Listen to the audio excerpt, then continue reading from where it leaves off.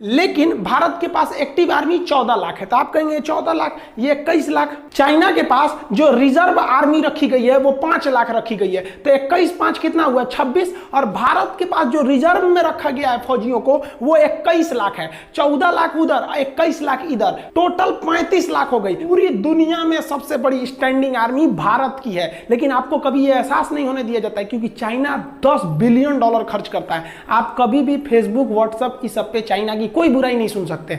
China को पता है उसकी हकीकत, इसलिए वहां के लोगों को फेसबुक, व्हाट्सएप ये सब इस्तेमाल करने पर बैन है क्योंकि उनके जितना भी प्रचार कर रहे हैं वो सारे 18 से 21 साल के लड़कों को शादियों ब्याह नहीं हुआ रहता है, एकदम यंग गर्म खून रहता है। अब बॉर्डर के फ्रंट लाइन पे खड़ा करेंगे ना, देशभक्ति, राष्ट्रवाद तो कूट कूट के भरा है, समझ में। अब जैसे कोई परिवार वाला आदमी है, सेना हमारे हर उम्र के जवान बहादुरी से लड़ते हैं, लेकिन जो 40-50 साल एज हो गया उन पे जिम्मेदारियां हैं, उनके बाल बच्चे हैं, वो भी इंसान हैं, वो भी हमारे लिए लड़ते हैं। तो एक उनके ऊपर जिम्मेदारी है। एक जो नया नया छोड़ा जाता है इसमें कोई जिम्मेदारी नहीं, ना आगे नाथ ना पीछे पगा, गोली चलाया रे तुम हम पे, एगो चलाएगा हमसे चुरा बम मार देंगे यहाँ पे।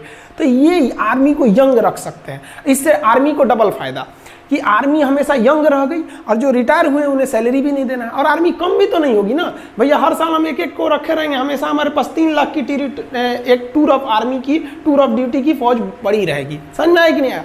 अब आप कहिएगा कि सर वो जो 3 साल बाद रिटायर कर देंगे और उसको पेंशन भी नहीं देंगे तो लड़का कहाँ जाएगा?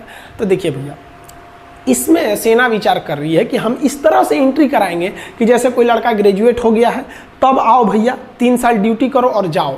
और सरकार एक नियम बना देगी कि कोई भी एसएससी, रेलवे, बैंक वगैरह वो इन लड़कों को आरक्षण दे जो मतलब आर्मी की ट्रेनिंग कर ली है। क्यों? क्योंकि इनके अंदर एक डिसिप्लिन आ जाएगा। सेना उनको डिसिप्लिन 9 महीने का ट्रेनिंग देगी। ऐसा नहीं कि टूर ऑफ ड्यूटी आइए आपको टूर करा देते हैं, उठाइए AK-47, ऐसे नहीं। 9 महीने की एकदम कठिन ट्रेनिंग दिया जाएगा उन लोग को। ट्रेनिंग में कोई कॉम्प्रोमाइज़ नहीं होगा, उनका 9 महीने का ट्रेनिंग दिया जाएगा। समझ में? आप वो जिस डिपार्टमेंट में जाएंगे एकदम डिसिप्लिन, इतने बजे ऑफिस आना है तो आना है, हर चीज़ एकदम बढ़िया से रहेगा।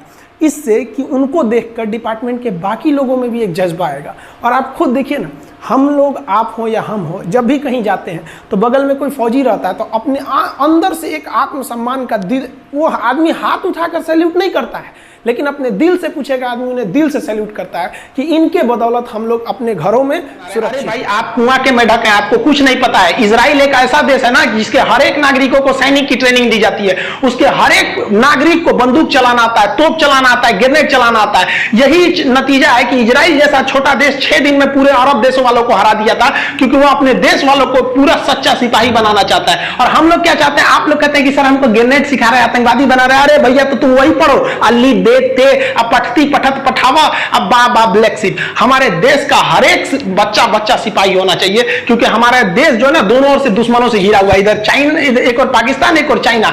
क्योंकि आने वाले समय में जब कभी युद्ध हो तो पूरी दुनिया देखे कि किस तरह भारत का बच्चा मारा था चाइना और पाकिस्तान को। लाहौर तक दौड़ा के मारो उसको, वहां बीजिंग तक। कैसे मारिएगा? बनाने आता है? ये रहेगा तब तो मारिएगा। यहां पर हम यही चाहते हैं कि हमारे देश का बच्चा देश के प्रति सोचे। अब जब देश की जरूरत पड़े तो ऐसा नहीं है कि केवल फौजी जाके वहां शहादत देंगे। अपना इतिहास के स्वर्णिम अक्षरों में जब ये बात लिखी जाएगी कि जब पाकिस्तान और चाइना ने एक साथ भारत पर आक्रमण किया था तो भारत की महिलाओं ने घर में बारूद बनाया था और अपने भाइयों को दिया था। माथे पर विजय तिलक लगा के मां ने बोला था कि सीने पे गोली खा के आना, पीठ पे गोली खाओगे तो तुम्हें मैं बख्शूंगी नहीं, अपना बेटा खाने से इनकार कर दूंगी। आएगा तब ना। क्या इस देश को बचाने की जिम्मेदारी केवल 13 लाख सिपाहियों की है? हमारा कोई फर्ज नहीं बनता है यहाँ पर? आप कहते हैं कि हम आपको भाई, ये आप जानिए, आप कुआं के मेढक हैं, आपको नहीं पता है। हम बस यही चाहते हैं कि जब चाइना और पाकिस्तान यहाँ हमला करें तो उनको पता चले कि ससुरा हमको लगता था 13 लाख फौजी है, यहाँ का 130 करोड़ जनता फौजी है। आप कह लीजिए, लेकिन मेरा देश आगे रहना चाहिए। तुम सब राम बन जाओ, मैं रावण ही ठीक। हम लोग तो बचपन में बड़ी शौक था हम लोग को भी कि हम लोग फौज में जाएंगे।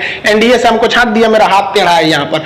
13 साल की उम्र में हम पहली बार राइफल चलाए थे, हमको सिखाया था सुनील सर ने। वो राजपूत रेजिमेंट के काफी अच्छे सोल्जर थे। हम लोग एनसीसी जब किए थे तो उस समय से हम लोग थे।